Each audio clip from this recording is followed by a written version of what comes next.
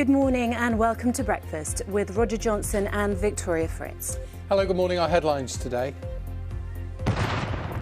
Reflections after the day the Queen and the nation bid farewell to the Duke of Edinburgh. One of the defining images, Her Majesty sitting alone as she said goodbye to her husband of 73 years. The royal family will continue to grieve this week, although the period of national mourning has come to an end. Also this morning, the melting of the world's biggest iceberg, once a quarter of the size of Wales. Celebrating 70 years of Britain's first national park. This is one of the most popular areas of the Peak District, but just imagine, before the national park was formed, you weren't allowed to walk across open moorland like this. Good morning. No quadruple from Manchester City as Chelsea beat them in their FA Cup semi-final at Wembley. Good morning. It's a dry and sunny day across England and Wales and a little warmer than yesterday. Further north, there's more in the way of cloud and some light patchy rain for Scotland and Northern Ireland. All the details coming up shortly.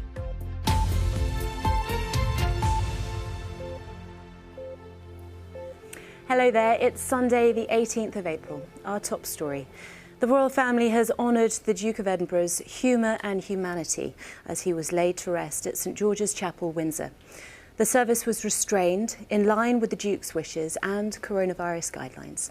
The Queen sat alone just days before she turns 95. Princes William and Harry were seen chatting together as they left the service, and the royal family will continue to mourn the loss of Prince Philip this week, while the period of national mourning has come to an end. Our royal correspondent Nicholas Witchell looks back on the funeral that was watched by millions of people around the world.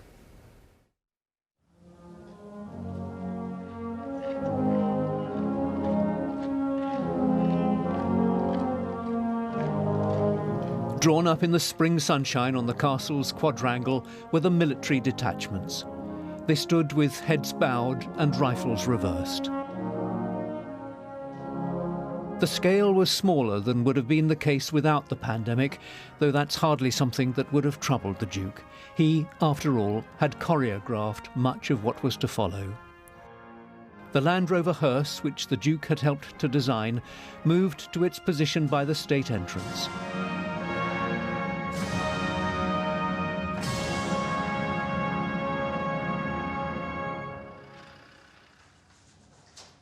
The Duke's coffin was borne on the shoulders of a bearer party from the Grenadier Guards.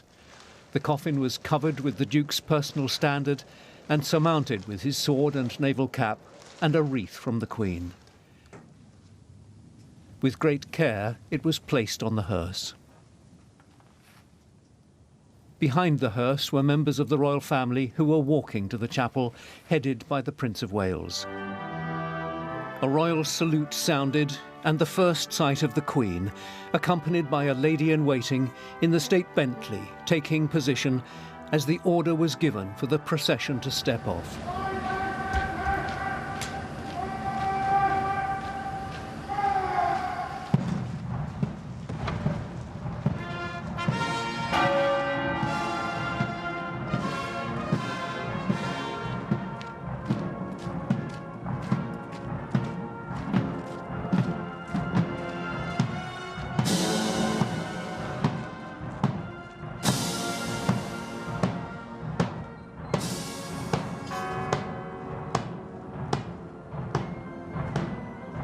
Close by was one of the horse-drawn carriages the Duke had taken such pleasure in driving.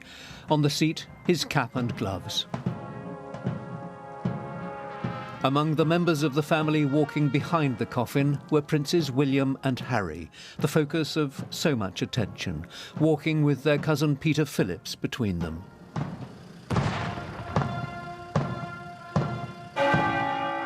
The procession wound its way past the castle's round tower. By the side entrance to St George's Chapel, other members of the royal family stood with their heads bowed.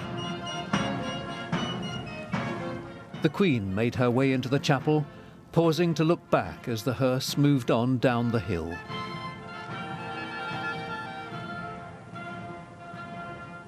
On the wreath of white roses and lilies on the coffin was a card, on which were the handwritten words, in loving memory. Before they entered the chapel, the bearer party paused as a field gun signalled the start of a 1-minute silence.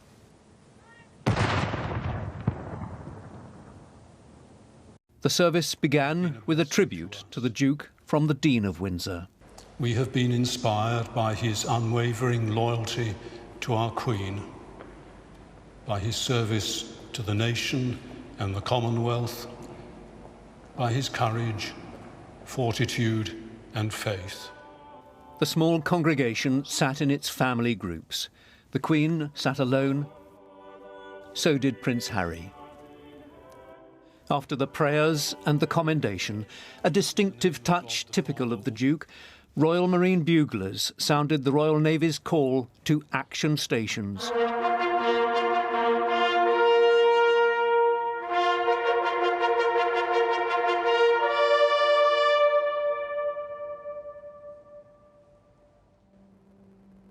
And finally, at the end of her husband's funeral, the choir sang the national anthem. Seldom can its words have had greater poignancy.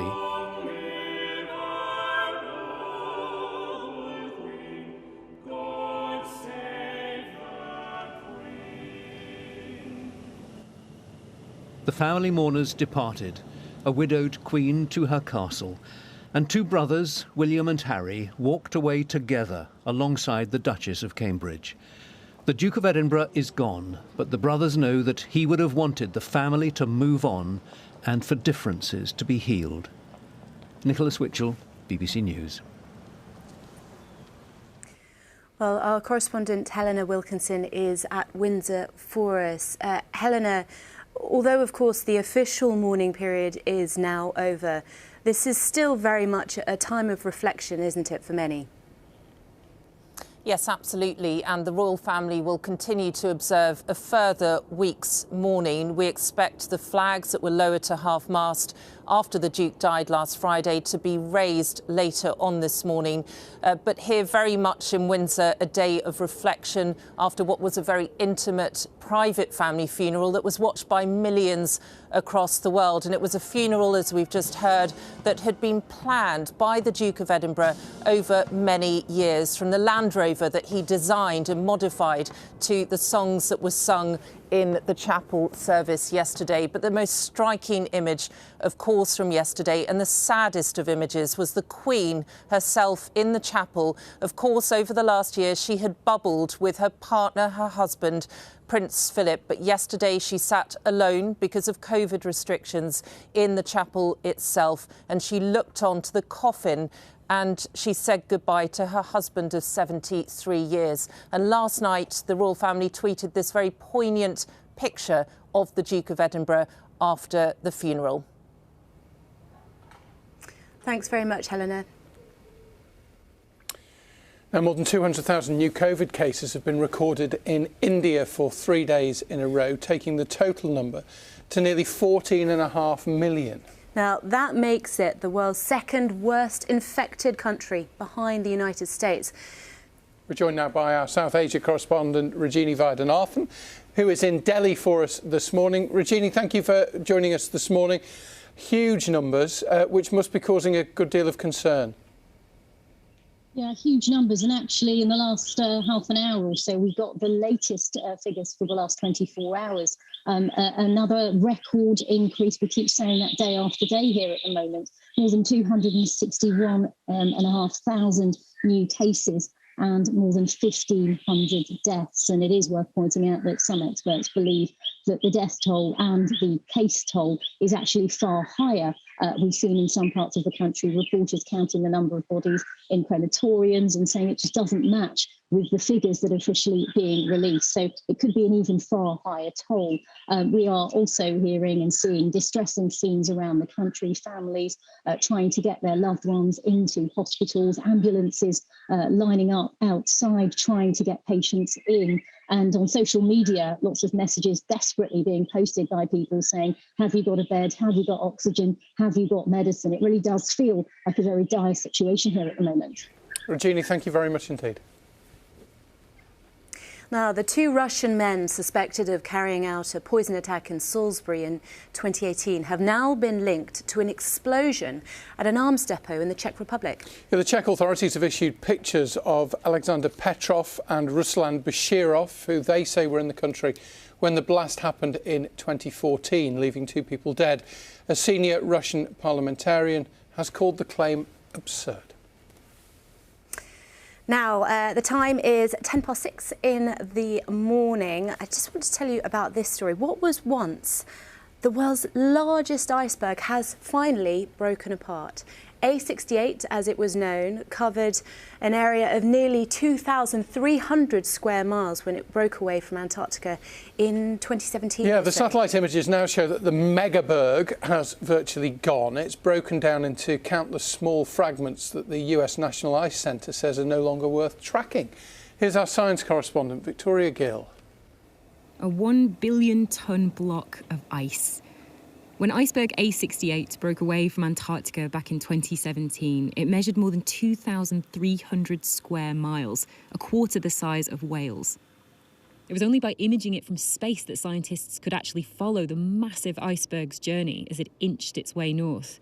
At one point, it was on a direct collision course with the Antarctic island of South Georgia, potentially threatening to cut off vast populations of penguins and seals. But it was off that coast, in the open ocean swell, that the world's largest iceberg broke apart. And now that it's officially been declared deceased, the scientists who've been following its journey say they're surprised that it survived as long as it did. So this thing is incredibly fragile and flexible as it moved around the oceans. It lasted for years like that as it moved around, but eventually broke into 4 or 5 pieces, and then those broke up again. But the end point for some of these fragments was quite interesting, because just very suddenly overnight, they just fragmented into millions of little tiny pieces. And you can see that on the satellite data. And that process, I think, is something that needs studying a little bit more, because it might tell us a little bit about how ice shelves will break up in the future. A68, being the size of a small country, made it the focus of global media attention. But the breaking away or carving of these giant icebergs is a natural part of the ebb and flow of the dynamic ice shelf. Does the whole journey and the breakup and demise of an iceberg of this scale, does it give you any insight into how climate change is going to affect the ice sheet at large in Antarctica? One event on its own can't tell us that much, but what we're looking at is the regularity of these events. Are they becoming more frequent? And iceberg carving is a big factor in ice loss from Antarctica. So if these iceberg carving events are becoming more frequent, then it's really important factor that we need to be looking at and researching. While A68 will be remembered as a social media star that was visible from space, scientists will now be turning their attention to the newest chasm on the edge of the vast ice sheet and the next giant berg to set off on its own epic journey. Victoria Gill, BBC News.